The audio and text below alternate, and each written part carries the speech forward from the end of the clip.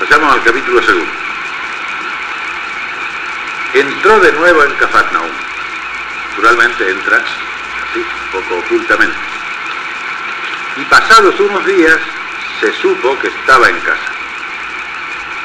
Pasados unos días, porque no ha entrado públicamente, entonces de pronto la gente empieza a decir, está en casa, está en casa, está en casa. Se congregaron tantos que ya no se cabía ni a la puerta, y él les exponía el mensaje. El primer mensaje lo ha puesto el leproso. Es el mensaje del amor de Dios respecto a los marginados dentro de Israel. Los llamados malditos de Dios, los excluidos por Dios, falsos. Dios no excluye a nadie. Su amor se extiende a todos los marginados dentro de Israel. El leproso era un judío. Y ahora Jesús expone el mensaje. ¿Qué mensaje? No lo dice. Ahora diremos por qué no lo dice. Pero es que aquí tenemos que notar unas frases difíciles que es. Se supo que estaba en casa. ¿Qué casa es esta? Porque te dice, oye, está en casa. ¿En casa de él o en casa mía?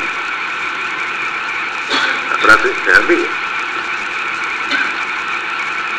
Entonces esta casa, fijaos, dice, se congregaron tantos, ya hemos notado antes, en el capítulo 1, que cuando Marcos pone el verbo congregarse, indica que la gente que se acerca tiene la mentalidad de la sinagoga, de la ley judía. Porque sinagoga significa en griego congregación. Nosotros hemos adoptado una palabra griega. La palabra española sinagoga es la griega, puesta a la letra en español. En griego se dice sinagogue, sinagoga. Entonces el verbo sinago, en griego, traducimos por congregarse, siempre que sale hay que traducirlo por él mismo, porque está indicando algo. Un verbo que tiene un significado particular. Significa, se congregan con la mentalidad judía, la mentalidad del judaísmo, con los ideales y el respeto a la ley propios de la sinagoga. Entonces, la gente que se acerca va a Jesús con esa mentalidad. Y él les exponía el mensaje. Marcos, en vez de poner el mensaje de una manera conceptual, con ideas, lo pone con una escena. La escena que sigue del paralítico no es más que una escenificación de lo que Jesús está diciendo. En vez de decir, y dijo esto, no, lo pone con un ejemplo, por así decirlo. El paralítico que se acerca. Este es el mensaje, lo que sigue.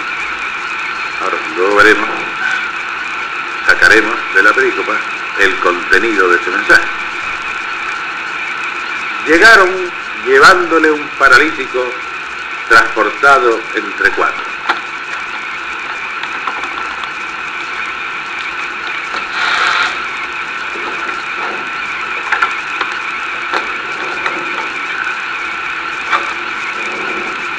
Se oye.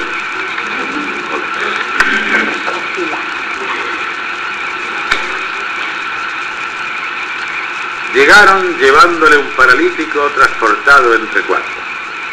Fijaos que los portadores del paralítico no aparecen nunca nombrados. Llegaron llevándole un paralítico transportado entre cuatro, es lo único. Y se dice hombre, no dice nada.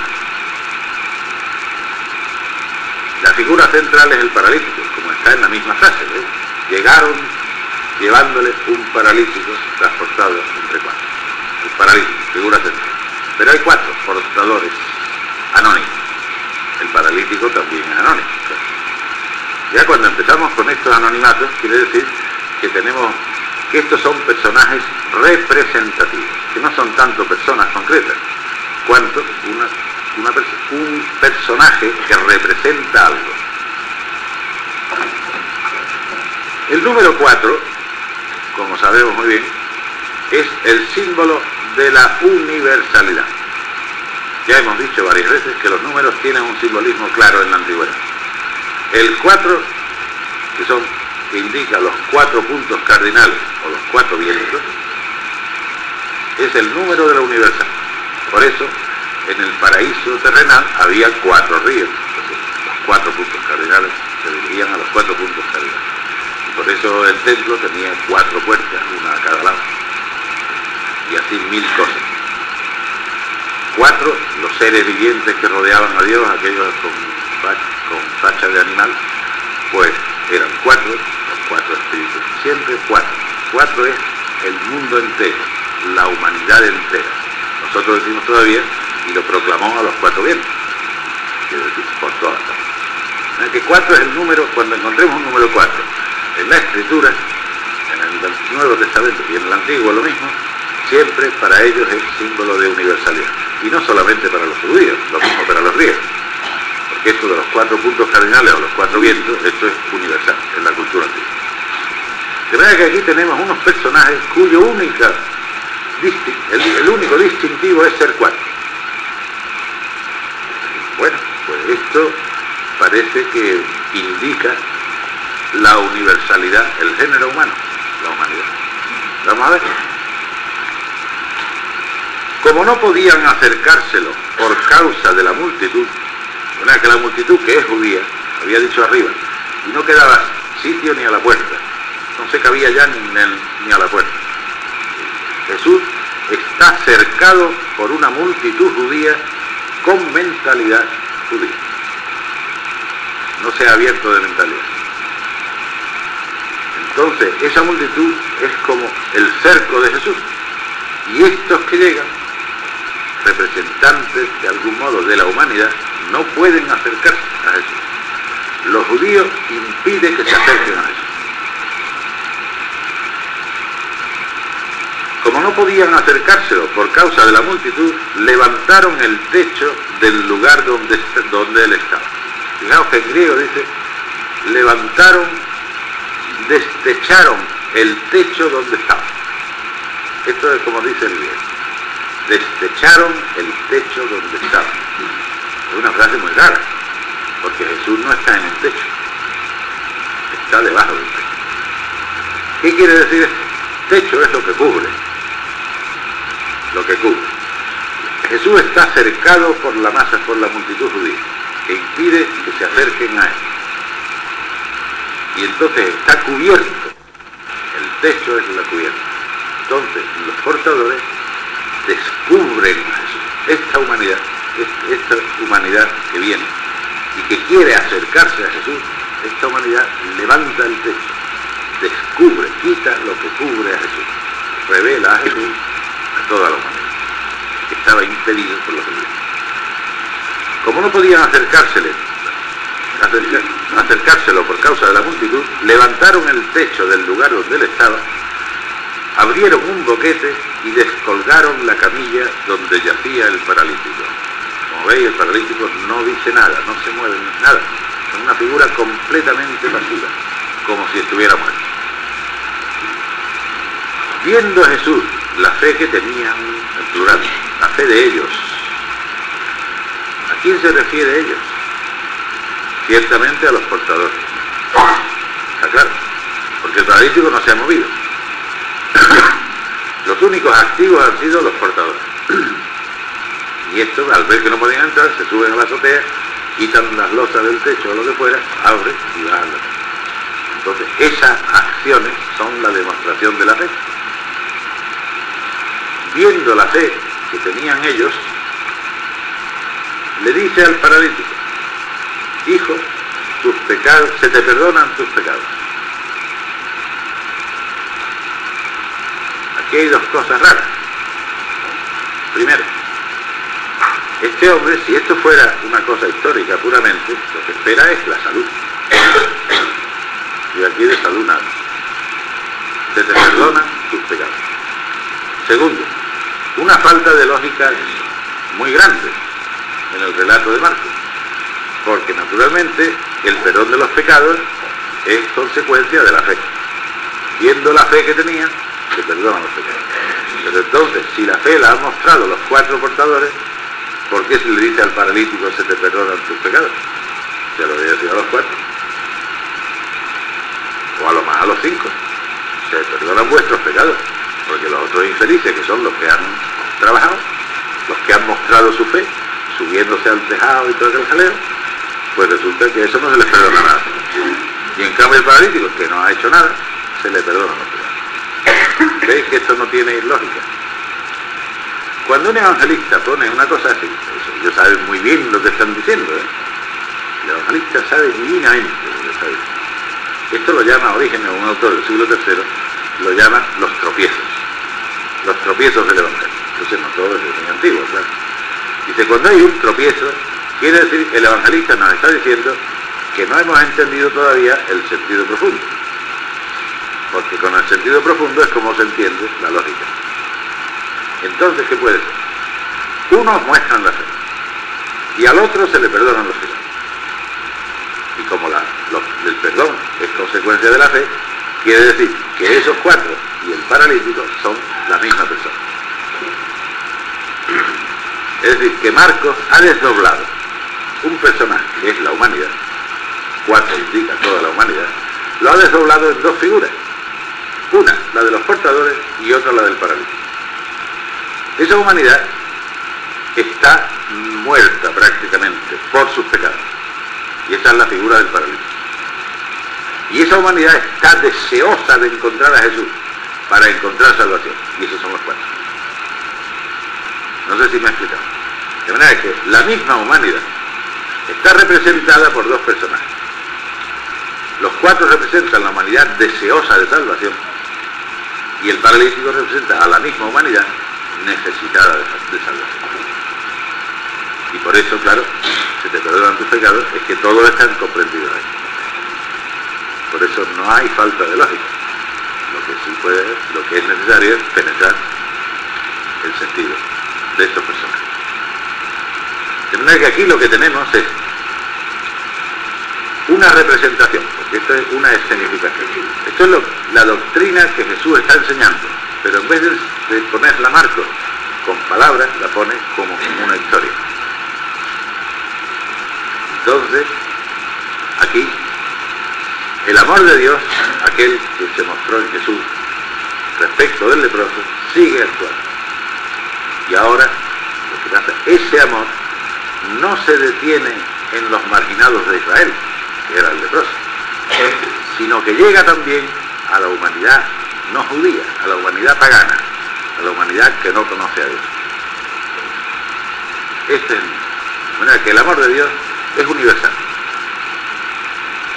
La sociedad judía había creado barreras insalvables. Una era la del leproso. Bueno, todos los marginados. El leproso no es más que el prototipo, el extremo. Pero había mucha gente marginada dentro de aquella sociedad, que no era admitida, que se consideraba impura, como el leproso. Es decir, impura quiere decir inaceptable para Dios. Primer paso. Primera demostración del amor de Dios. Dentro de la sociedad judía no se puede marginar. Dios no tolera esa marginación. Pero claro, la gran marginación para los judíos, respecto de los judíos, eran los pueblos paganos, los que no conocían al verdadero Dios, los que decían ellos que estaban corrompidos, todo aquello. La literatura judía, entre ellos el Antiguo Testamento, pone como un trapo siempre a los pueblos paganos, que no tienen moralidad, que no sé qué, que no conocen a Dios, que son duros, que todo, que no tienen misericordia. San Pablo, basta leer el primer capítulo de San Pablo, de la carta a los romanos, para ver cómo pone a los pueblos paganos, siguiendo la mentalidad judía. Bueno, esa humanidad desastrada, esa humanidad abandonada, esa humanidad siente la necesidad de salvación. Esto es lo que está. Los 4 portadores siente la necesidad y está necesitadísima de salvación. Pues el amor de Dios se salta la barrera que había establecido la ley judía y en la sociedad judía. Dice, el amor de Dios llega también a los pueblos paganos. Esta es la gran novedad, el mensaje que está explicando. Esto, fijaos que al principio Marcos ha dicho con mucha previsión que la gente que se reúne va con mentalidad judía. O sea, para ellos los paganos son algo inaceptable. Y está Jesús metiendo ahí la cuña a ver si consigue que esta gente cambie de mentalidad.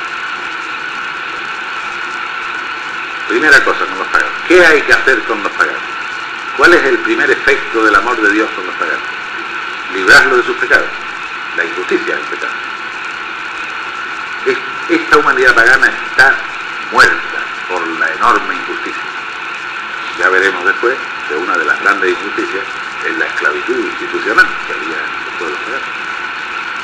Y esa la tiene sin fuerza, sin movimiento, sin vida. Eso es el paralítico. Pero esa humanidad sabe esa situación y quiere buscar a Jesús.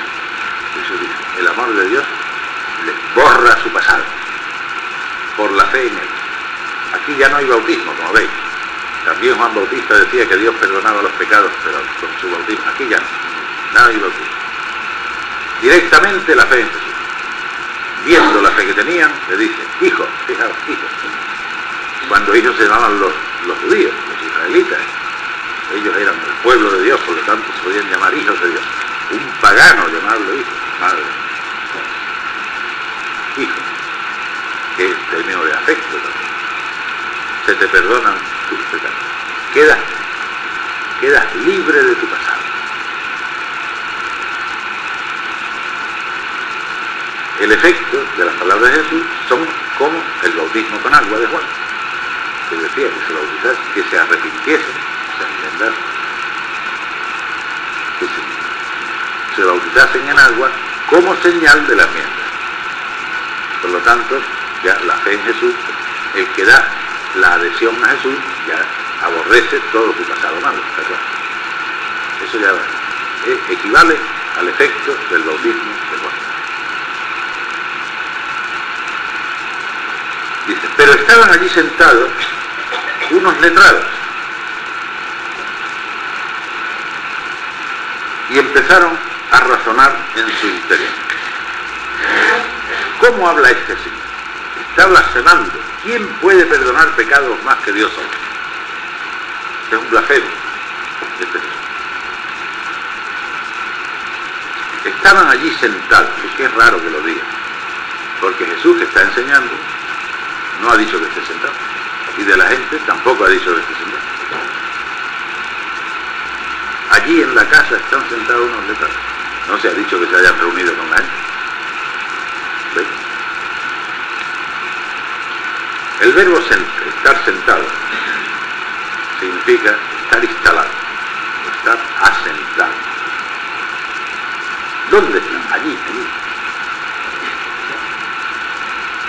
Con esta figura, Marcos nos dice, mirá, aquella gente reunida lleva dentro todo lo que los letrados le han enseñado. Esta gente desde el catecismo para adelante ha recibido una doctrina y la lleva muy dentro. Estos son los letrados que están asentados allí. Están asentados dentro de la mente de todos los presentes, que han recibido esa educación judía durante toda su vida. Y entonces esta es la reacción de la gente, que han asimilado esa doctrina de la sinagoga. No se atreven a decirlo en voz alta, pero dentro, cuando Jesús dice, hijos, si te perdonan tus pecados, ¡qué barbaridad! A nosotros siempre nos han enseñado los dos letrados. Nadie puede perdonar pecados. Un hombre perdonando pecados. No, es una blasfemia. Es una blasfemia. Por eso, por dentro, no se atreven a decirlo en voz alta. Por dentro viene la reacción. ¿Cómo habla este Señor? ¿Quién puede perdonar pecados más que Dios solo? Jesús, intuyendo cómo razonaban dentro de ellos, les dijo al momento, ¿por qué razonáis así? Y ahora vamos a ver, ¿qué es más fácil? ¿Decirle al paralítico, se te perdonan tus pecados? ¿O decirle, levántate, carga con tu camilla y échate? Vamos, porque lo primero son palabras, los segundos son acciones que se ven. Lo primero no se ve, los segundos sí se vería.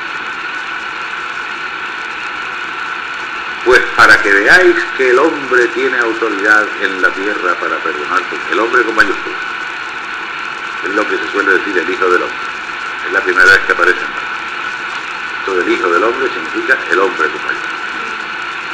Que el hombre tiene potestad, autoridad en la tierra para perdonar pecados, le dice al paralítico: a ti te digo, levántate, carga con tu manilla y marcha a tu casa.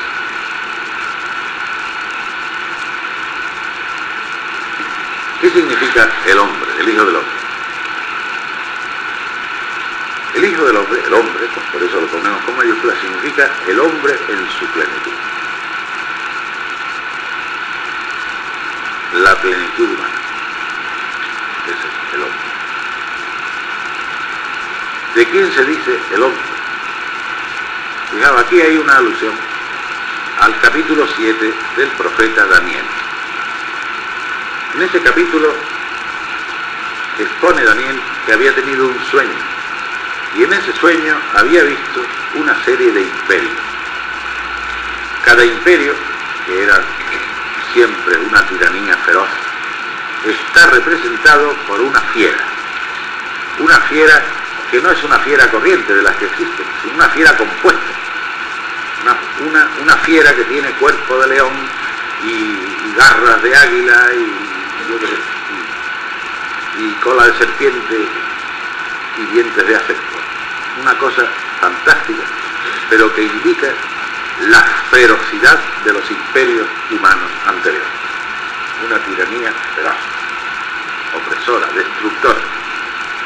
Entonces ve primero, segundo, tercero y cuarto imperio, uno detrás de otro. El cuarto es el más feroz de todos. Y entonces, dice, en la visión, en el sueño, vi como una figura humana. Una figura humana se dice como un hijo de hombre. Fijaos que aquí no es hijo de hombre, sino el hijo del hombre, con dos artículos. Allí es hijo de hombre. Hijo de hombre significa hombre, persona, cualquiera, un individuo humano. Es una manera hebrea, semítica, de indicar un individuo dentro de una especie. Hombre es un genérico. Hijo de hombre es, pues, individuo de la especie hombre. Como decimos nosotros, pues, como cada hijo de vecino. Hijo de vecino no significa los hijos de los vecinos. Hijo de hombre, que es la lengua que está debajo, significa individuo humano. Entonces, Daniel ve una figura humana, como un hijo de hombre, parecido a un hijo de hombre, una figura humana que se acerca al trono de Dios y recibe la autoridad. La autoridad, es decir, los 4 imperios anteriores son destruidos. Y la autoridad de los 4 imperios, el reino, la potencia, la recibe este hijo de hombre, esta figura humana. Y luego el mismo Daniel, un poco más abajo, explica que esa figura humana representa el pueblo de los santos del Altísimo. O sea, esa figura no es de un hombre particular, sino es una figura representativa del pueblo de Israel. Es decir, la autoridad que tenían los imperios pasa al pueblo de Israel. El pueblo de Israel será un 5.º imperio, pero imperio que ya no está representado por una fiera, sino por un hombre, por una figura humana. Por lo tanto, será un imperio humano. Y Dios le da la autoridad para que reine sobre todos los paganos, sobre todos los otros, sobre todos los demás pueblos, para que domine a todos los demás pueblos. Esta es la idea de Daniel, una idea muy nacionalista, y naturalmente que un cristiano no puede aceptar así como así, aunque lo diga Daniel.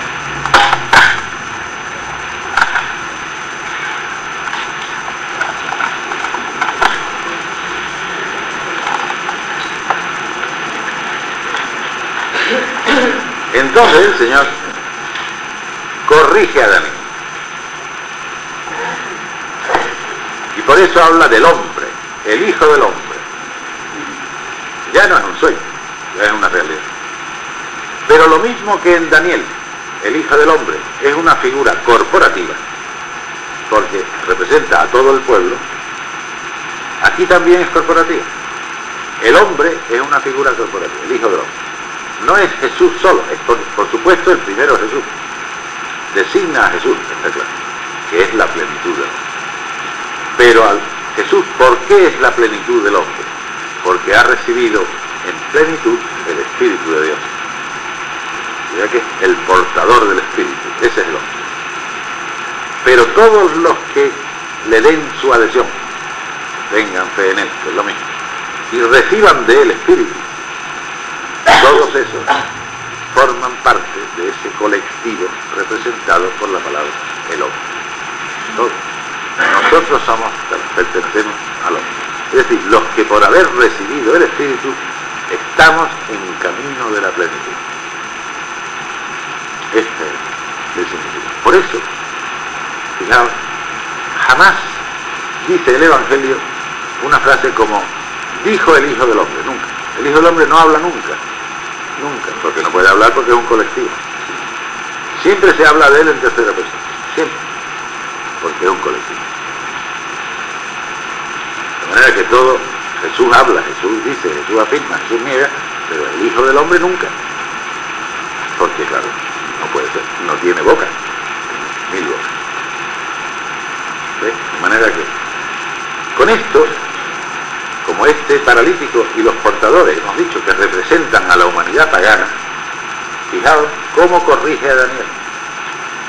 En Daniel, Dios da la autoridad a ese hijo de hombre, a esa figura humana, se la da para dominar a los paganos. Aquí da la autoridad. El hombre tiene autoridad en la tierra para perdonar a los paganos, para dar vida a los paganos. Ha cambiado el estilo. El Antiguo Testamento, nacionalista, centrado en su pueblo, despreciando a todos los demás. Por eso, claro, una población, como la de Cafarnaúm en este caso, educada en todas esas categorías judías, apoyadas en el Antiguo Testamento, porque el Antiguo Testamento es profundamente nacionalista, excepto en algunos pasajes, el libro de Jonás, algún pasaje de Jeremías, algún salmo, pero de ordinario es muy nacionalista y desprecia a los pueblos paganos. Y la tradición de los rabinos había desarrollado esas ideas y había pensado que Israel llegaría a ser el imperio universal, apoyándose en la Unión Europea, que dominaría a todos los demás pueblos. Eso es falso. El amor de Dios llega también a los pueblos paganos. Y entonces el hombre, él y los suyos, tienen por misión no dominar a los pueblos paganos, sino borrar su pasado, el pasado que los paraliza, y darles vida. Por eso el hombre tiene autoridad en la tierra para perdonar pecados. Para que veáis eso, vamos a ver otra cosa más visible. Para demostrar eso, una cosa más visible. Le dice al paralítico: levántate, carga con tu camilla y vete a casa. Se levantó, cargó enseguida con la camilla y salió a la vista de todos. Todos se quedaron atónitos y alababan a Dios diciendo: nunca hemos visto cosa igual. De manera que la labor de Jesús con los pueblos paganos y la nuestra es doble. Primero, borrar el pasado, liberar de la parálisis, de la injusticia, del peso de la injusticia, de la falta de vida. Y después, comunicar vida. Levántate, carga con tu camilla y vete. Borrar el pasado y comunicar vida. Borrar el pasado, se te perdonan tus pecados, estaba en paralelo con el bautismo de Juan. Es lo mismo que hacía el bautismo de Juan. Pero ya se había dicho, un bautista dice: yo os bautizo con agua, él os bautizará con Espíritu Santo. Ya habíamos dicho que el Espíritu Santo es vida, la vida de Dios. ¿Veis? Aquí están los dos bautismos. El bautismo con agua, ya sin la ceremonia, pero está el efecto, que perdona los pecados. El bautismo con Espíritu, que es lo que le ha dado al paralítico, comunicar el Espíritu, con lo cual el paralítico ya es libre, se levanta tiene fuerza, levantarse solo, tiene fuerza, carga con su camilla aquello que lo había tenido a él,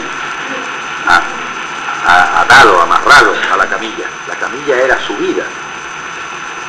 Ahora puede disponer de ella. La camilla es su pasado, puede disponer de ella. Y márchate, libre, escoge tu camino. Bautismo con agua, bautismo con el Espíritu y vida. Dios te propone borrar el pasado de la humanidad y comunicarle vida, que es esto. Esto es tremendo para la vida. ¿Qué puede significar esto traducido a otro lenguaje? ¿Por qué dice esta demostración? Nosotros los cristianos podemos decir, estamos salvados. ¿Sí, verdad? Dios nos ha perdonado, ¿se acuerdan? Pero ¿cómo se ve eso? Por la nueva vitalidad que tengamos. Es nuestra manera de actuar, nuestra manera de ser, nuestra alegría, nuestra dedicación, nuestro amor. Esa es la que demuestra esa realidad interior. Esto es lo que nos está diciendo. Que a través de la manera de ser cristiano, de la entrega, del amor cristiano, de la entrega, de la alegría cristiana, de la vitalidad cristiana, es como se sabe que realmente Dios nos ha perdonado. La gente puede apreciar, los de fuera pueden apreciar que en nosotros ha sucedido algo. Y ese algo es la salvación interior, el perdón, la paz, la comunicación con Dios.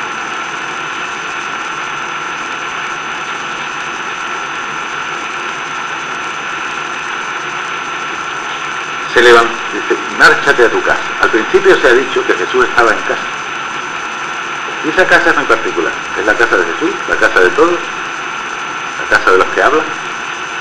En esa casa se reúne la gente, se reúne como en la sinagoga, se congregó como en la sinagoga. En esa casa están instalados los letrados, están asentados los letrados. Entonces esta casa es una manera de hablar del judaísmo de Galilea.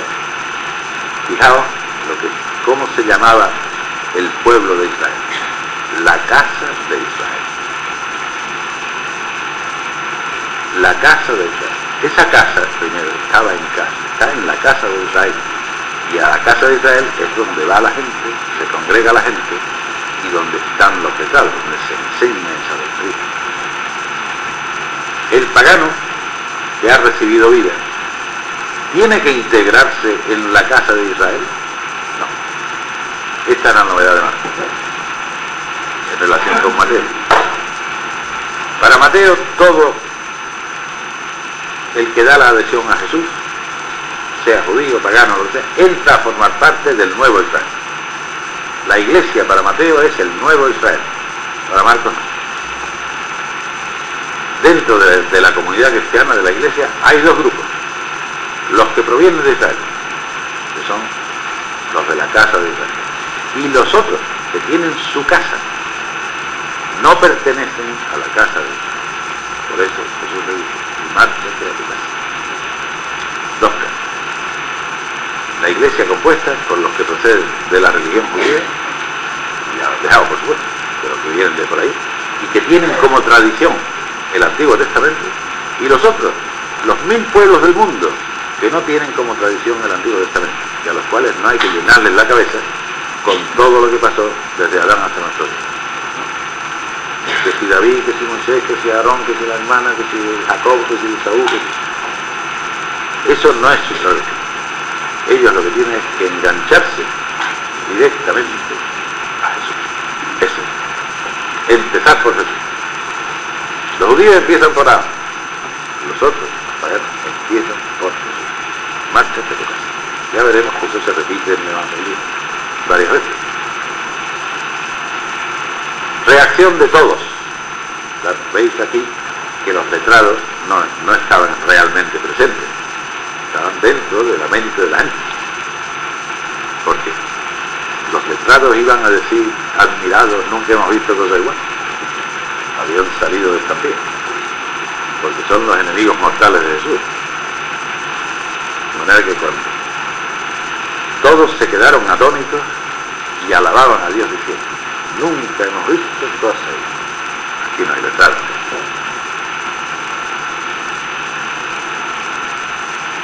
Salió esta vez Jesús a la orilla del mar. Salió de la ciudad. La primera vez había salido de la ciudad para irse a un lugar desierto, ahora sale a la orilla del mar. Es decir, él no está allí esperando que lo feliciten ni nada. La orilla del mar, como hemos dicho ya otras veces, el mar es la frontera con los pueblos paganos, precisamente. Estar junto al mar significa estar abierto a ese mundo que está enfrente, al otro lado. El mar era un lago. Pero ya sabemos que a propósito los evangelistas ponen la palabra mar en vez de lago para recordar el mar rojo. El paso del mar es el paso hacia la tierra prometida. Y la tierra prometida ahora es el mundo entero, la humanidad entera. Por eso Jesús se va junto al mar. Afirma con eso su apertura hacia los paganos, la que ha expuesto antes con la historia del paralítico. ¿Qué hará la gente ahora? La gente tiene que optar. ¿Han entendido lo que ha dicho Jesús? ¿Aceptan eso? Ellos que habían ido a la casa con la mentalidad judía, ¿van a aceptar la apertura a los pueblos paganos, la que ha dicho Jesús? Y que Dios ama a los paganos lo mismo que a los judíos, que le va a dar vida lo mismo que a los judíos. Aquí, por eso Jesús se marcha. Se pone junto al mar. Si vienen, es que aceptan. Si no vienen, es que rechazan. Toda la multitud fue acudiendo a donde estaba él. Ya no dice se congregó, ya han cambiado de mentalidad. Fue acudiendo a donde estaba él y se puso a enseñar. Ahora ya, ¿han aceptado? Vamos. Y enseñar, en el Evangelio de Marcos, Jesús lo hace únicamente a los judíos, nunca a los paganos. Y además, enseñar significa exponer su mensaje tomando pie del Antiguo Testamento. En el Antiguo Testamento siempre hay buenas direcciones, hay muchas malas, pero hay otras buenas. Entonces él va mostrando cómo ya el Antiguo Testamento, en su tradición venerable, existían las premisas para deducir lo que él está diciendo.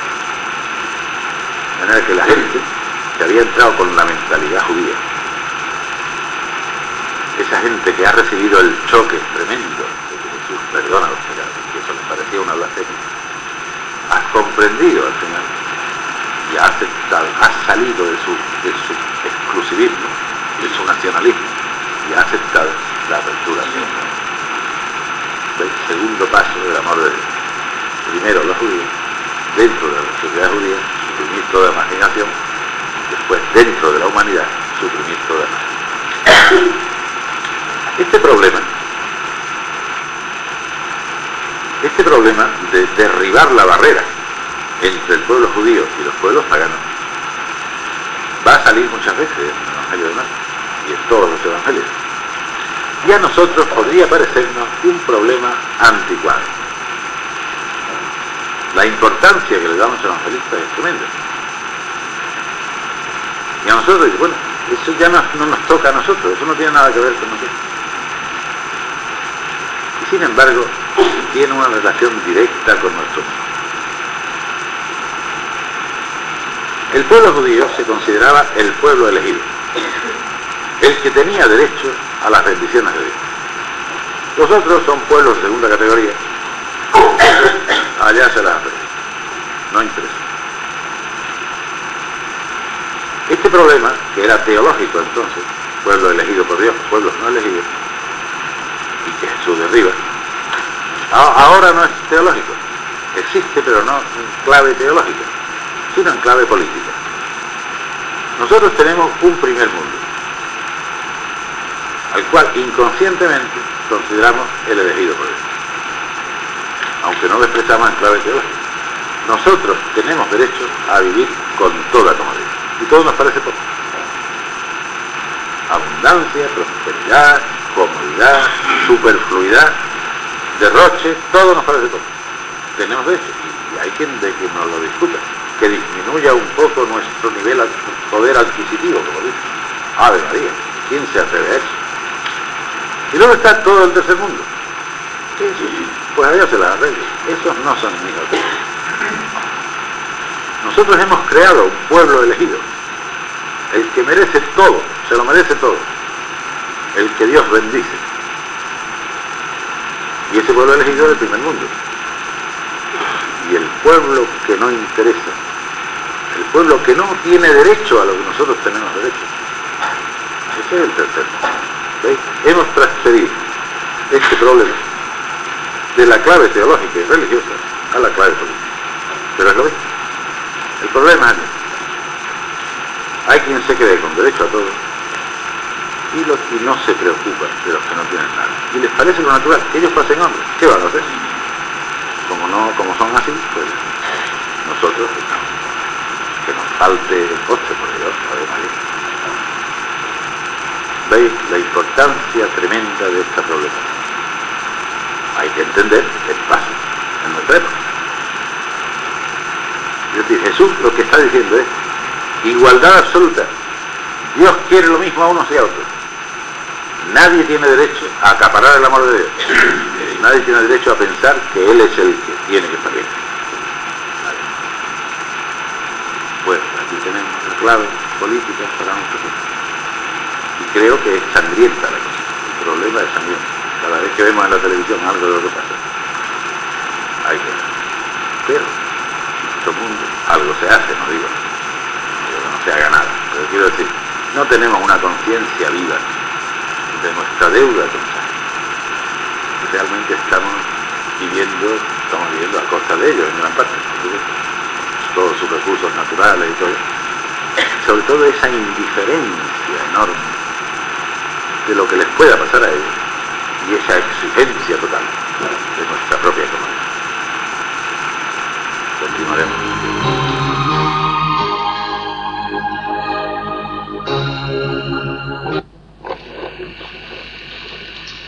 Pues buenas tardes a todos. Buenas tardes a todos.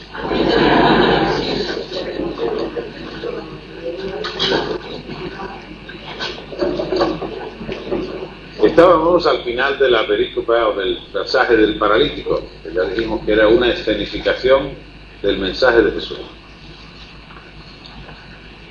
Entonces, cuando ya se cura el paralítico, según la narración,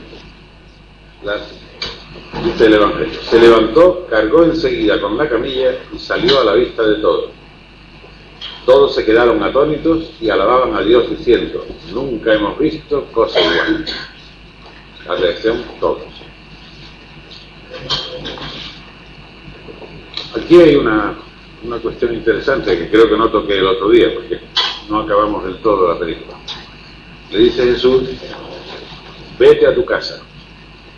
Como hemos visto, Jesús estaba en casa, que ya interpretamos como era la casa de Israel, el pueblo judío. Y le dice a este, que es figura de los paganos: vete a tu casa. Es decir, los paganos no tienen que quedarse en Israel, lo cual quiere decir, para ser cristiano no hay que pasar por ser judío. La comunidad cristiana, según Marcos, se compone de dos grupos: los que proceden de la religión judía, en este caso, los que proceden de fuera, de los que no tienen religión, los paganos. Esto se aplica a nuestros días, ¿veis? Es decir, Jesús no fuerza a los paganos a integrarse dentro de la mentalidad judía, ni de las categorías ni de la tradición judía. En nuestro tiempo hay mucha gente, muchos cristianos, que proceden de la religión católica, cristiana, protestante, católica, lo que sea. Y otros que son paganos, otra vez. Porque hay mucho neopaganismo, es decir, gente que no tiene valores religiosos, que no ha vivido ni se ha educado ya se va dando el fenómeno, incluso en nuestras naciones, gente que le habla a uno y es que no saben ni de qué estamos hablando. Tenemos que forzar a esa gente a entrar por todas las categorías religiosas que nosotros hemos aprendido. ¿Veis? Aquí está el problema. ¿Se puede ser cristiano sin tanta carga tradicional como llevamos nosotros? Esto tienen que ver con los competentes, pero esto es lo que Jesús propone. Aquí, en la diferencia entre judíos que conocían al verdadero Dios, que tenían una ley, es decir, vivían dentro de una religión. Toda esa religión se acaba, por supuesto. Eso se ha terminado. Ahora hay otra cosa, que es el reino de Dios. Eso es otra cosa. Y vosotros, desde esa tradición, vais a entrar en el reino de Dios. Naturalmente, esa tradición tendrá que ser purificada, porque hay muchas cosas que no corresponden. Pero luego está toda la otra masa de gente sin religión, o unas religiones muy raras que prácticamente no son nada, sin ley. Y esta gente, ¿qué pasa? Tiene que adaptarse a todas las categorías de la religión hebrea, con toda la historia que ya dijimos, de Adán, desde Adán hasta Moisés y David, y toda esa historia. No. Tú vete a tu casa, no te quedes en esta casa, que es la de Israel, vete a la tuya. O sea, tú vas a empezar a ser cristiano por la adhesión a mi persona, dice Jesús. Tu principio no es toda una historia del Antiguo Testamento. Tu principio soy yo. Tú dame la adhesión a mí y con eso basta. Con eso basta. Esto tiene sus implicaciones para nuestro vida. Ya dijimos que esta es una de ellas. Otra es la del pueblo elegido. No hay pueblo elegido. Al pagano, el Señor, a esta figura de los paganos, le da la misma vida. Le borra su pasado y le da la misma vida que va a dar a los judíos. El amor de Dios, este es el secreto del reino de Dios. El secreto es que el amor de Dios, del Padre, se extiende a todos los hombres por igual. Y los judíos no creían eso. Creían que su pueblo era privilegiado. Creían que ellos tenían más derechos que los demás. Falso. Todo igual. El amor de Dios no discrimina, no hace diferencia, se ofrece a todos los hombres. Se dará en la medida en que cada uno responda. Nosotros aplicábamos eso también a nuestra época. Nosotros hemos creado un nuevo pueblo elegido, que es el primer mundo. Y otros pueblos de segunda categoría, como los judíos pensaban que eran los paganos, que es el tercer mundo. Nosotros como pueblo elegido tenemos derecho a todo, a toda comodidad, a toda prosperidad. Nosotros somos personas de segunda clase, no importa, si pasan hambre, pues allá hay. Estas son consecuencias fuertes para nuestra vida. Que no hay diferencia y que nosotros tenemos que eliminar como cristianos esa diferencia entre el grado de prosperidad entre el primer mundo y el tercer mundo. No se hace en un momento, pero eso hay. Nuestra tendencia tiene que ser, no podemos considerar que nosotros tenemos todos los derechos y hay otros pueblos que no tienen derechos. Eso no puede ser. No puede ser. Y por otra parte, ahora cuando se acercan jóvenes que se ilusionan con la figura de Jesús, porque la figura de Jesús tiene un atractivo tremendo, también para los jóvenes que se llaman agnósticos. Cuando esos jóvenes se ilusionan y ven, vamos a imponerle toda una carga religiosa que nosotros llevamos encima, o no hace falta, basta que ellos den su adhesión. ¿Veis las consecuencias de esta película? Y hay otra todavía. Esta otra es a nivel individual. Jesús demuestra, según lo cuenta el evangelista, demuestra una realidad interna, el perdón de los pecados, la liberación interior, que es la alegría, claro, la reconciliación con Dios. Lo demuestra con una cosa externa, que el individuo camina, se levanta, coge la camilla y empieza a andar. Entonces nosotros, los cristianos, somos los que tenemos o debemos tener esa experiencia interior, ese cambio interior, esa transformación que el Señor hace. ¿Y cómo demostramos eso? Eso es indemostrable. Se tiene que ver por nuestra manera de andar, por así decirlo, por nuestro modo de proceder. Cada cristiano tiene que ser un factor de cambio, porque se ve en él un modo de actuar, un modo de sonreír, un modo de amar, un modo de entregarse, un modo de ser solidario, que muestra que en esa persona hay algo diferente.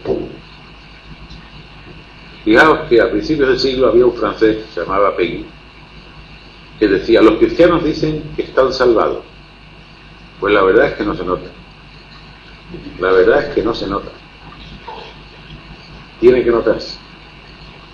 Nuestra alegría, nuestra comunicación, nuestra afabilidad, nuestro deseo de ayudar, qué sé yo, mil detalles. Es una actitud, una manera de ser y de comportarse, que tiene que transmitir eso, alegría y amor, humanidad. Y entonces, pues realmente, el ser cristiano es algo diferente. Algo debe haber pasado dentro de esa persona para que se muestre así. Cada uno de nosotros es un núcleo, una célula, un factor de cambio en el mundo, solamente por el modo de presentar. Porque ese modo demostrará que llevamos un espíritu diferente, que es nada menos que el Espíritu de Dios. ¿Veis que estas antiguas narraciones, al parecer, si se lee solamente como si fuera una anécdota de la vida de Jesús, no dicen casi nada? Que Jesús era muy potente y que curó a un paralítico, y después qué. Pero cuando se penetra el sentido de esto, entonces se ve la carga que lleva de estas narraciones. Una carga enorme y actualísima. Porque ¿de qué me sirve a mí que Jesús curase hace 20 siglos a un paralítico? Si yo no puedo ir por ahí curando paralíticos. Pero si lo que el Señor aquí nos transmite es eso: no hay pueblos elegidos,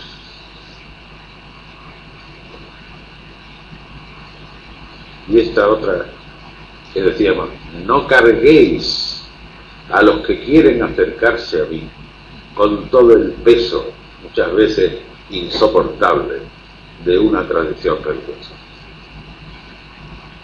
Y por último, que se vea que estáis salvados, que se vea que estáis salvados, que se vea que yo os he transformado.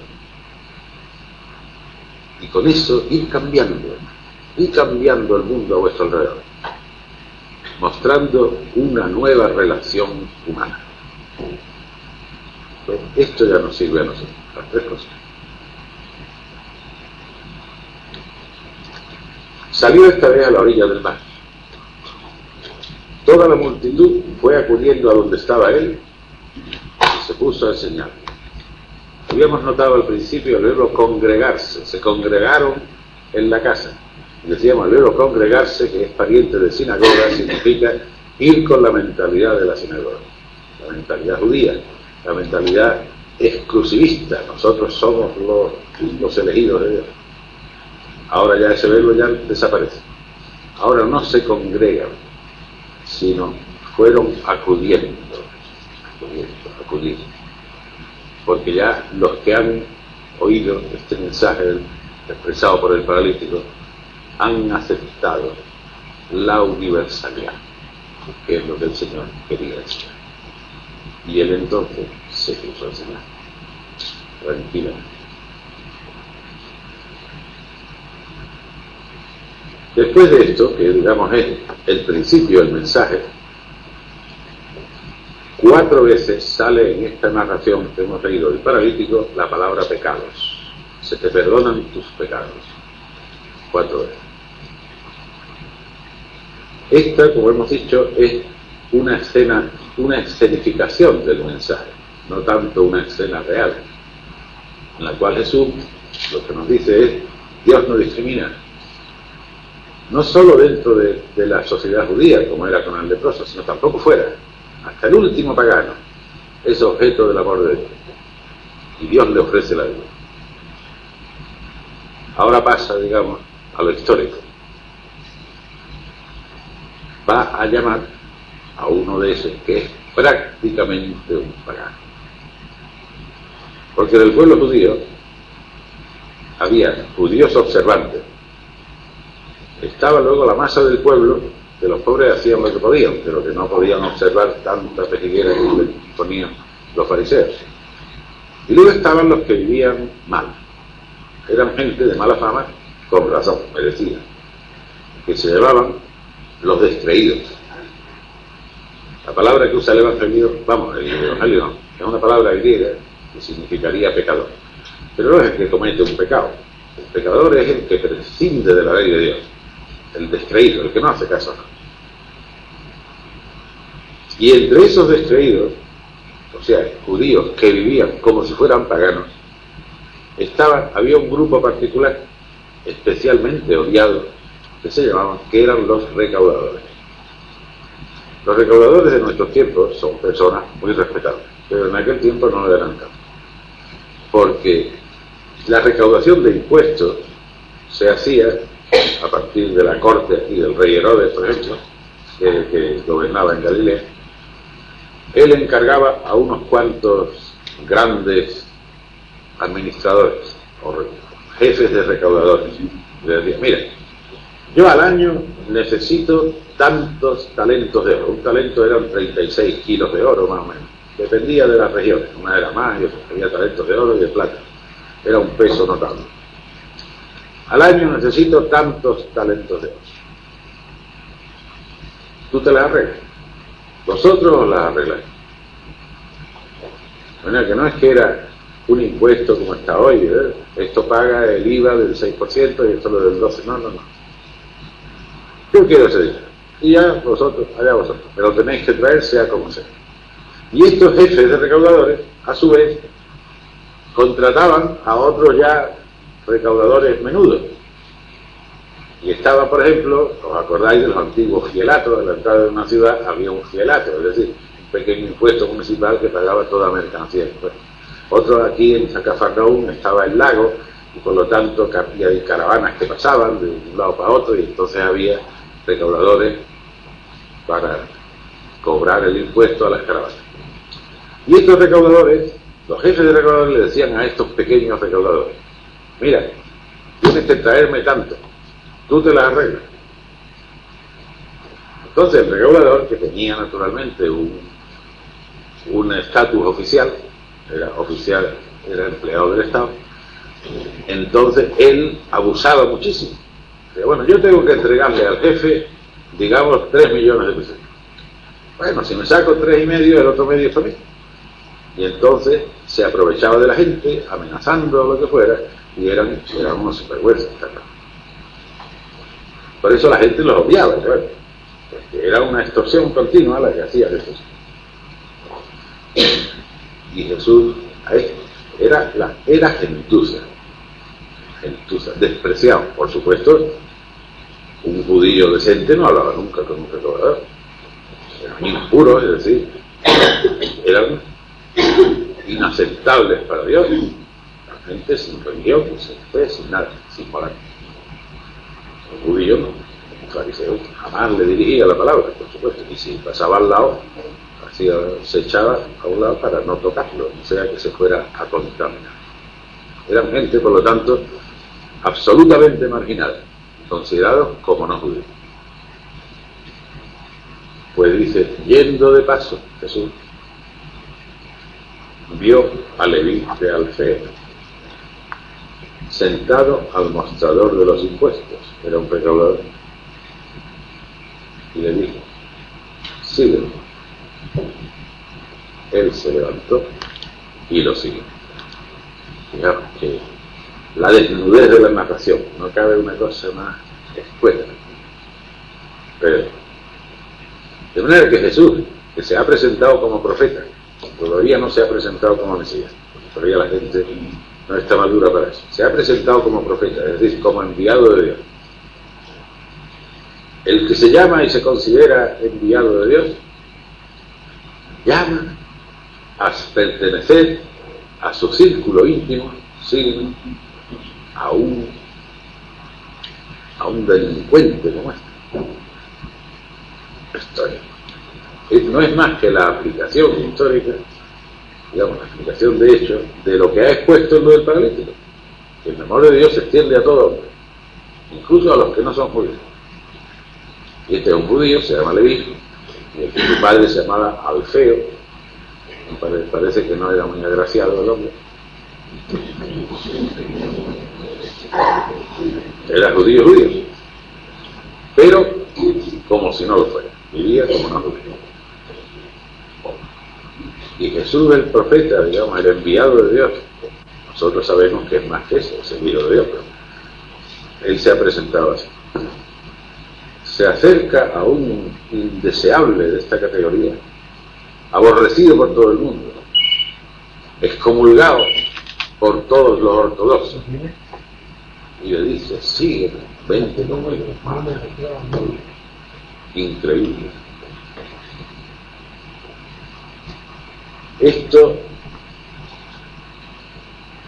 Esto tira abajo toda la teología de los fariseos y del judaísmo del tiempo de Jesús.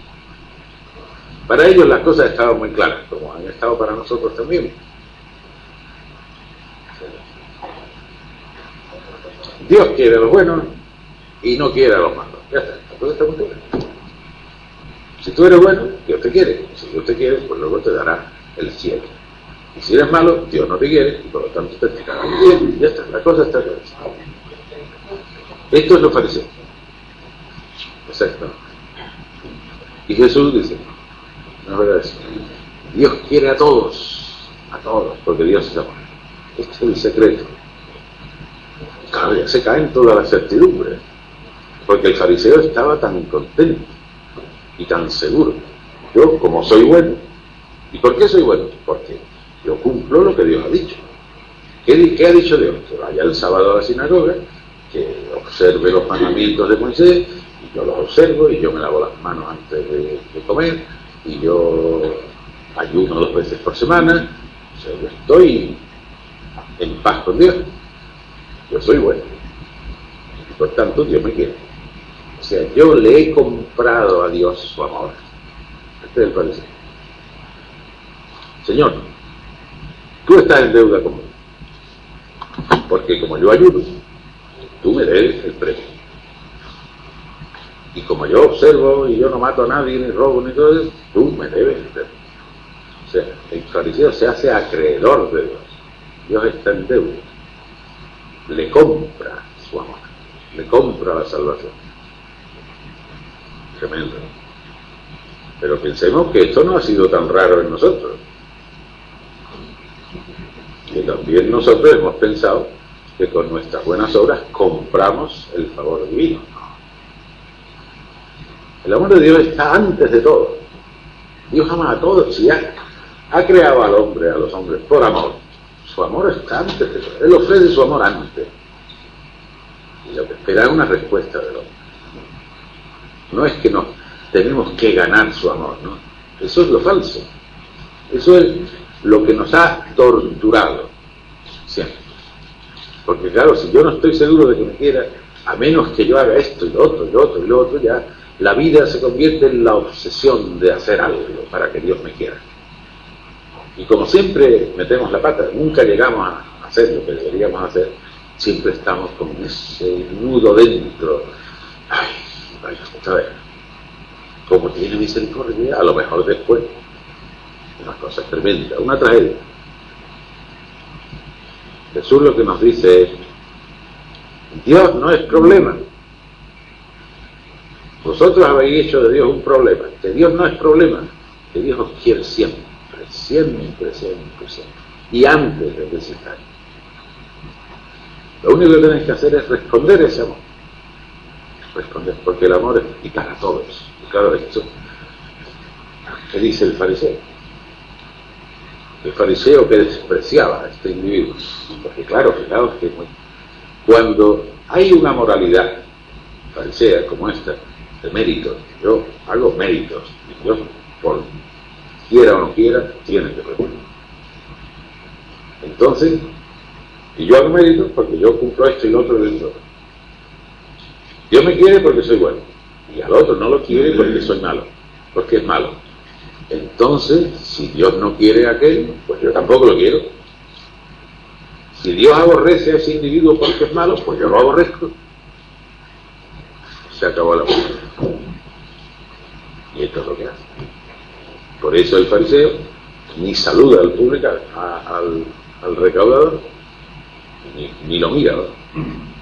Es un despreciado absoluto. Escupe cuando pasa algo. El desprecio total. Así dividimos el mundo. Nosotros los buenos y los demás. Como un chiste de Mingote que apareció una vez, que iban dos beatas de esas que él pinta tan características. Iban los dos hablando. Y mire usted, muchas cosas de concilio y cosas, pero al cielo iremos los de siempre.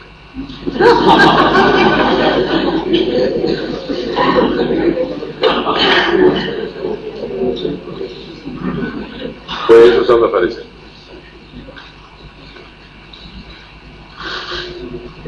Y él, fijaos que Jesús llama no a miserables, esto hay que tenerlo en cuenta. Antes ha llamado a pescadores. Los pescadores era un oficio que tenía su independencia económica, claro. Modesto, pero respetado. Los pescadores eran respetados, con gente decente. Ahora llama a un indeseable, pero un indeseable que tiene también su medio de subsistencia. No es miserable. Este señor es empleado de Estado. Tiene su sueldo. El que le dan y el que se toma por su cuenta. El miserable preocupado solo con el garbanzo de mañana. Ese es incapaz, no es libre para el día. Jesús hará todo lo posible por ellos, hasta les dará de comer. Pero todavía no tienen la libertad suficiente para poder hacer una opción, que es lo que hace falta, una opción. El que está preocupado solo por el comer de mañana, por lo menos, sí, no puede pensar, no tiene posibilidad de opción, no es libre, no es libre. Por eso Jesús se va a interesar por todos, por supuesto, pero para formar su comunidad elegirá a los que pueden optar. El que no puede optar, no puede, porque ser cristiano es una opción. El otro día, es lo que ha pasado con las políticas. Hay varios niveles de libertad. Hay una libertad de la necesidad física, libertad del hambre, pero verse libre ya de hambre. Y luego hay otra libertad que ya es la que exige, digamos, la libertad de expresión, la libertad de pensamiento, la libertad de asociación, etc. Veis, por ejemplo, en China, nuestro viejo amigo Mao Zedong consiguió liberar a China del hambre. Al que tiene hambre le importa poco que el jefe del Estado o el Estado sea comunista o conservador o tiránico, eso le importa, no le importa nada. Esa libertad él ni las ve ni las percibe. Lo que hay que hacer es comer, eso es lo importante. Pero claro, todos estos regímenes dictatoriales, Rusia y sobre todo lo de China, cuando ya la gente come y está libre de esa necesidad, entonces empieza a pensar en otra libertad. Entonces ya quiere libertad de expresión, libertad de asociación, lo que ha pasado con China y la plaza esa famosa y todo eso. China ya no se conforma, ya come, ya no se conforma. No basta con comer, hay un grado de su... Y la primera es una libertad de nivel animal. Comer, tienen que comer también los animales. La segunda es la humana. Cuando el hombre ha superado el nivel animal de necesidad, entonces empieza a aspirar a la libertad. Y claro, ahí es donde fallan todos estos grupos. Todos, porque son tiránicos. Claro. Por eso también en el Evangelio se refleja esto. Y esta gente, la masa, era una masa hambrienta. Esa gente no es capaz, no concibe otras libertades, solamente verse libre del hambre, eso es lo único. Pero claro, eso no es nivel humano todavía. Por lo tanto, Jesús a esa gente no puede invitar a hacer una opción que le haga discípulos. Él invita a gente capaz de hacerlo, ¿no? O sea, los que están en el segundo grado de libertad, ¿no? Los que pueden usar esa libertad. Lo digo porque es que, ¿no?, a veces se dice, Jesús se identifica con los más miserables. No, nunca. Identificarse con los más miserables significa hacerse un miserable como ellos. Y eso no lo hace Jesús. Jesús no pasa hambre, nunca. Jesús se solidariza con ellos. Esta es la palabra. Es como el médico. ¿El médico se identifica con el enfermo? No. Identificarse con él sería, oye tú, pégame tu enfermedad que yo me ponga como tú. Esto sería un enfermo más. No. Se interesa. Se solidariza. Entonces lo que quiere es sacar al enfermo de su estado. Y esto hace Jesús con las masas miserables. Nunca se dice en el Evangelio de qué vive Jesús, de qué no oye. Pero el caso es que él nunca pasa. No se dice nunca que tuviera necesidad ni hambre. Él, con los miserables, pues se interesa para sacarlo de esa situación. No hay que hacer más miserables, sino hacerlos salir de ellos. Esto es lo que hace. Esto es lo que se trata.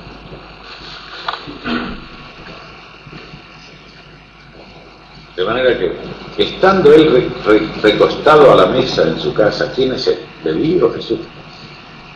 ¿La casa esta de quién es? ¿De Leví o de Jesús? Aquí tenemos la palabra que traducimos por casa, porque no hay más remedio, significa el hogar. Es decir, en griego hay dos palabras para casa, como hay en español casa y hogar. Naturalmente, hogar es una palabra ligeramente cursi para ponerla en el Evangelio. Pues se pone casa. Estoy en mi hogar, ¿quién dice eso? Eso viene en la revista esa. Pues, pero es que hay diferencia, porque la casa es el edificio que contiene a la gente. Pero el hogar, la otra casa, es la familia, son las relaciones humanas que están dentro de ese edificio, que tienen un sentido de relación humana. Cuando decía allí que Jesús estaba en casa, en Cafarnaúm, era la casa local. Aquí, en su casa, es la casa familia, la casa hogar. Lo que va a describir ahora Marcos es la nueva comunidad cristiana, la comunidad universal. Ya hemos visto, hay judíos llamados, que eran las dos parejas de pescadores, que esos se llaman discípulos. Y luego ha llamado a este Leví, que es como si no fuera judío, porque este no estaba dentro de la alianza de Moisés, y este no lo llama discípulo, lo llama seguidor, que sigue a Jesús. Y entonces con esos dos grupos de gente va a hacer la comunidad nueva, que es la comunidad universal, en la cual se va a mostrar cómo el amor de Dios se extiende lo mismo a judíos que a no judíos. Por eso la casa es al mismo tiempo la casa de Jesús y la casa de Leví, porque Leví y Jesús están en la comunidad, que es la casa común. Estando él recostado a la mesa, en la casa, en su casa, ya hemos dicho que estar recostado es el modo de comer de los hombres libres. Todo tiene su intención. No es que estás sentado, estás recostado. Solamente los hombres libres podían comer recostados.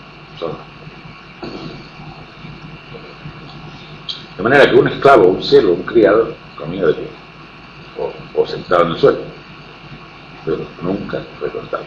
Esto es un uso que venía de la cultura griega.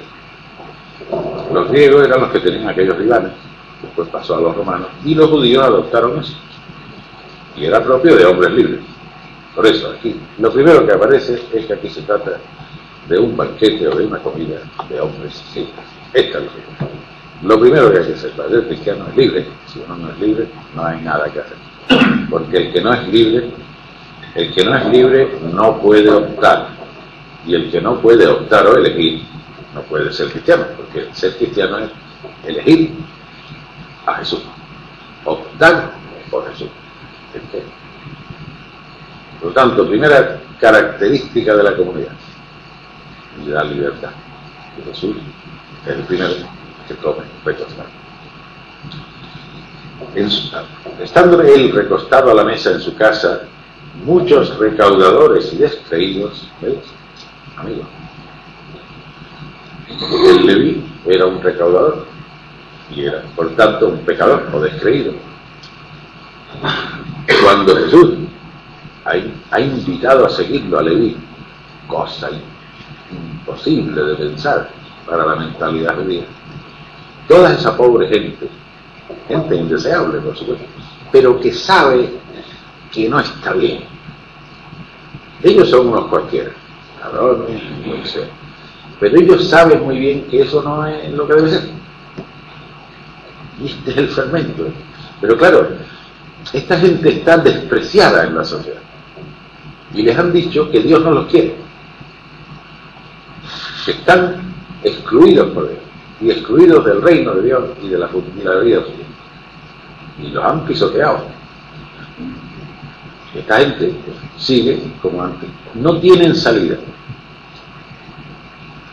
y llega de pronto el profeta y le dice a uno de ellos: vente conmigo. De manera que el enviado de Dios dice que Dios nos quiere. Y entonces van en masa. Todos los de esa ralea de gente van enseguida con Dios. Ya tenemos una posibilidad de reconciliarnos con Dios. Es la apertura total. Dios ama también a vosotros. No se lo creen. O sea, vamos. Y muchos recaudadores y descreídos, digamos, en el episodio del paralítico aparecía 4 veces la palabra pecados. Te perdonan tus pecados. Aquí aparece 4 veces la palabra pecadores, porque es la misma, es la aplicación concreta de aquello. Todo lo que está traducido por descreídos. Pero es que si ponemos nosotros pecadores, como tenemos la mala costumbre de decir: ay, yo soy un pecador, ¿no? Todas estas cosas que decimos, que ahora explicaremos por qué no debemos decir. Entonces, claro, me dice: bueno, pecador es el que ha comido carne en viernes. Bueno, no, eso no es. Pecador, en el sentido del Nuevo Testamento, es el que está fuera del camino, el que no pretende de ninguna manera acomodar su vida a lo que es Dios, a lo que Dios muestra. No le interesa eso. De manera que eso no es un acto, es una actitud. Por eso no se puede traducir por pecadores, sino por descreídos. La gente sin religión, la gente sin ley, la gente sin fe, la gente sin esto se puede llamar, de buena traducción, los descreídos. Pues 4 veces pecados, 4 veces pecadores. Para que se ve como Marcos trabaja la cosa para que se vea esto, aquello, y corresponde a ello. Jesús había dicho 4 veces perdonar los pecados. Aquí tiene a los pecadores, los cuales él perdona ahora. Y perdonar significa, la palabra perdonar no es muy buena, pero es que no hay otra. Significa en realidad cancelar, borrar. Pecado es una deuda. Yo he metido la parte. Estoy en deuda con Dios. Dios no está ofendido conmigo, el Señor no se ofende nunca. Él siempre, aunque seamos malos, digamos, nos ofrece su amor, siempre ofrece el amor. Pero yo comprendo que estoy en deuda. Y entonces, perdonar lo que llamamos perdonar el pecado es decir: mira, te cancelo la deuda. Cancelo la deuda.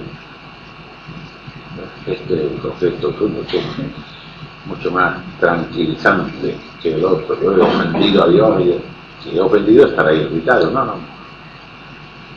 Dios no se irrita, Dios es siempre amor, y el amor es el que reacciona siempre con amor. Decía esto de que nos llamamos pecadores. ¿Ves? En el Nuevo Testamento jamás a un cristiano se le llama pecador, porque ellos tienen muy claro lo que significa ser pecador. Pecador es el que está fuera del camino, el que ha hecho una opción contraria a Jesús. Si Jesús dice la línea de Dios es la del amor a los demás, dice, no quiero amar, quiero vivir para mi propio egoísmo. Este es el pecado. No reconozco a Dios. Ahora nosotros, digamos como los antiguos hermanos, amadísimos hermanos y hermanas, yo creo que no somos gente así. Nosotros podemos tener nuestros fallos, por supuesto, pero quiero decir, a mí, ni Dios, ni Jesús, ni el prójimo me interesa. Eso no lo hemos dicho nunca. Ni queremos decirlo, ni vamos a decirlo nunca. Entonces, no somos pecadores. Podemos cometer un pecado, uno y muchos, pero no, eso no nos hace salir de nuestro camino. Por lo tanto, no digamos, yo soy los pecadores. No. Somos, digamos, no somos gente ideal, está claro. Somos incoherentes con nuestros propios principios, con nuestra propia fe, eso sí, desde luego. Bueno, yo he cometido, si queremos, un pecado. El pecado no se usa más que de los que no son cristianos. Y se dice una falta, una caída, una transgresión, una metedura de mano. Pero, sí, yo no soy tan fiel como debiera, pero desde luego, yo con el Señor, por supuesto, eso no me lo quita nadie, eso está claro. Aunque yo no consiga o no sea tan fiel o tan coherente como debería ser, pero ¿cómo voy a cambiar yo de dirección? Nunca no somos pecadores, porque cometamos correcciones. Lo digo porque es que también esa manía de el Hijo de Dios, el que tiene el Espíritu de Dios, significa que está en la dirección verdadera, en la dirección del amor. Ese que no puede ser pecador, no puede. Pecador si dijera yo, el Espíritu de Dios nada, de Dios nada. Eso no lo hacemos. Por eso no hablemos con este lenguaje piadoso, medieval, que se ha metido, por ejemplo, en la Ave María. Ruega por nosotros pecadores, estamos siempre ahí. No somos. Digo, yo hablo del lenguaje del Nuevo Testamento. Nosotros somos cristianos. Y somos cristianos, tenemos el Espíritu de Dios. Y si tenemos el Espíritu de Dios, estamos en el buen camino. El pecador es el que está fuera. Lo digo porque es que tenemos la tendencia, o nos han metido, de rebajarnos, de rebajar nuestra dignidad. Somos hijos de Dios, caramba, esa es nuestra dignidad. Es que nosotros, yo soy un gusano, un pecador, un miserable, ¿quién ha dicho eso? ¿Quién ha dicho eso? Si Dios te ha dado su espíritu y eres hijo suyo, ¿cómo un hijo de Dios va a ser un miserable? No faltaba más. No. Tenemos que tener el sentido de nuestra grandísima dignidad. Hijos de Dios, claro. Hombre, es que somos hijos regulares. Muy bien, regulares, pero somos hijos. Eso no nos lo quita nada. Por lo tanto, no somos ni gusanos, ni miserables, ni nada. Son esas falsas espiritualidades. Eso de Dios es todo y yo soy nada. Que no. El Padre se llama Padre porque nos ha comunicado su propia vida. Lo que llevamos dentro es la vida de Dios mismo, de su Espíritu. Y nos la ha comunicado por amor a nosotros. ¿Está? Tenemos una dignidad tremenda, que es la que debe verse, como decía yo antes. Que no digan como el francés, pues no lo parece. No, tiene que parecer. Tiene que parecer que somos hijos de Dios. Pues muchos recaudadores y descreídos o pecadores se fueron reclinando a la mesa con Jesús y sus discípulos. Él ya estaba con el grupo de los que eran judíos, de los que venían del judaísmo. Y ahora estos, muchos, fueron a reclinarse. Ya la actitud del hombre libre, ya están librados. Jesús no lo dice el Evangelio así con todas las palabras, pero ya estos han visto que su pasado está borrado. Ese es el perdón. Y Jesús les ha comunicado vida, esa vida que estaba figurada en lo del paralítico, diciendo cargo, camilla y camino que echa a andar. Esa es la vida del Espíritu. Ya tienen la vida del Espíritu. O sea, ya no son pecadores más que porque los llaman así, pero ya son seguidores de Jesús, ya tienen el Espíritu. Sociológicamente, el grupo de los despreciados. Dice, de hecho eran muchos y lo seguían. Pero ahora vienen, claro, los fariseos letrados. Los fariseos, que eran estos observantísimos de la ley, los que se preciaban y se pasaban la vida estudiando la ley y practicándola, se dividían en dos categorías. Los fariseos letrados, que eran los pastores, que se ordenaban a los 40 años más o menos. Se ordenaban, no, ordenación significa cargo, ¿cierto? No es como sacerdotes. Los sacerdotes tenían otra casa. De manera que ellos pasaban su examen y ya los reconocían, le daban el título. Y estos doctores pues eran los sabios, los que conocían perfectamente la Sagrada Escritura y la ley de Moisés, y los que encontraban todas las cargas posibles para imponerlas a la gente. Pues no, además Dios quiere esto y además quiere lo otro y no quiere aquello, no le quita, olvídalo. Y dentro de los fariseos, de esa secta, por así decir, o grupo, había también los fariseos discípulos, que esos no eran gente de estudio, eran carpinteros o fontaneros, gente sencilla, ¿no? Pero que pertenecían a esa escuela y por lo tanto seguían a la letra lo que decían los doctores de su misma secta. Aquí los que intervienen son los de arriba, los doctores fariseos, los letrados fariseos. Un letrado es al mismo tiempo un teólogo y un canonista. Ellos sabían, como la ley antigua, mezclaba una cosa y otra. Es decir, saben la teología y el derecho. Al ver que comía con los descreídos y recaudadores, decían los discípulos: ¿por qué comen con los recaudadores y descreídos? Pues vaya un maestro de ley. Está mezclándose, no solo mezclarse, comer, no es solo estar con alguien, es, digamos, la señal máxima de la amistad. De hecho, ahora hay muchos almuerzos, comidas de negocios, pero antiguamente, no todo tiempo pasado fue mejor, el ordinario fue peor, han cambiado las cosas. Antes, invitar a comer a una persona a la propia casa era una señal evidente de amistad. No se invita a cualquiera, ni siquiera a cualquier conocido, ni siquiera a cualquier amigo, y ya una intimidad. De manera que aquí tenemos un banquete, porque se comía tendido un banquete. Y ese banquete es la señal de la amistad. Es la expresión de la alegría y la señal de la amistad. ¿Por qué comer juntos es señal de amistad? De hermandad, diría yo, más que luchar. En estas culturas era muy viva la idea. Nosotros ya se ha depreciado. Mirad, el alimento es factor o elemento de vida necesario. Sin alimento no podemos vivir. Por lo tanto, participar del mismo alimento, ellos servían fuentes, no en platos, y en la fuente todos iban cogiendo en el mismo alimento. Participar del mismo alimento significa participar de la misma vida. El alimento tiene vida. Y los que participan de la misma vida son hermanos. Este es el simbolismo del comer. De manera que invitar a uno a la propia mesa en aquellos tiempos, o poco menos, significa decir: eres mi hermano. Por eso, el traicionar al que te ha invitado a comer era algo tremendo, una ofensa tremenda en el mundo antiguo.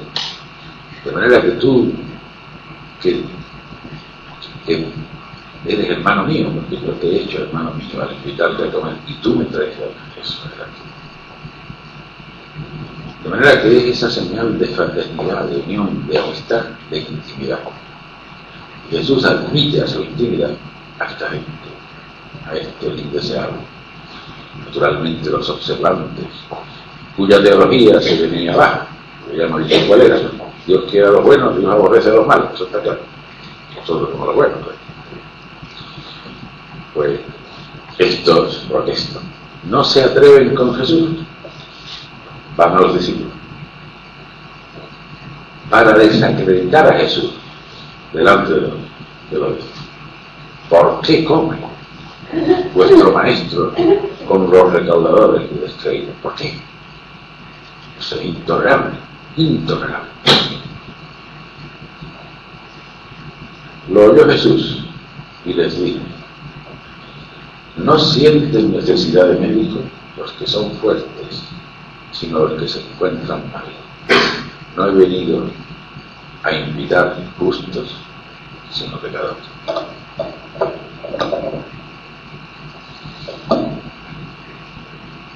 Aquí el médico, como comprenderé, es una figura de Jesús mismo.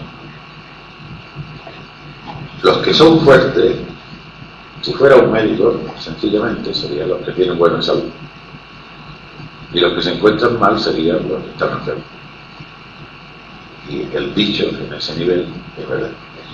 No sienten necesidad de médicos los que están en buena salud, pero no sienten los que están enfermos. Pero el dicho tiene mucha más miga. Los que son fuertes es una frase que usa Isaías para decir los que mandan en el pueblo, los que dominan el pueblo. Y los que se encuentran mal, los que no está traducido los enfermos, los que se encuentran mal, es una frase de Ezequiel, que es de lo que habla los malos pastores, que son los gobernantes. Es decir, vosotros no cuidáis a las ovejas que se encuentran mal. Naturalmente aquí ovejas del pueblo, el pueblo que sufre, que está pasando necesidad, ese vosotros ni le hacéis caso. Entonces ahora se entiende el alcance del dicho de Jesús. No sienten necesidad de médicos, es decir, de salvación, los que mandan, los prepotentes, los que dominan. Ellos no necesitan reformas, porque quieren que las cosas sigan como están, sino los que se encuentran mal, el pueblo que sufre, los que sufren, nadie les hace caso. Este es que tiene un contenido social muy fuerte. Claro, la salvación está ofrecida, que es ese amor de Dios, pero el hombre tiene que aceptarla. Si yo digo, yo estoy muy bien, soy amado y bueno, necesidad de salvación tengo yo, me la he ganado a pulso.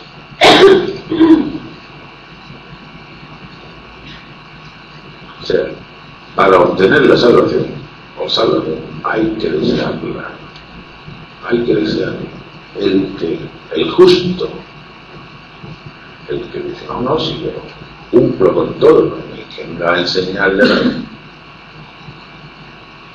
Yo estoy bien con Dios. ¿Qué necesito yo de Jesús que me ponga bien con Dios? No he venido a invitar justo, porque mírate, ese justo que está satisfecho de sí mismo no acepta invitaciones, sino pecadores. Estos que saben que lo que hacen no está bien, que estarían deseando salir, pero nadie les echa una mano, porque son objeto del desprecio general, de la marginación total. Estos son los que yo vengo a invitar.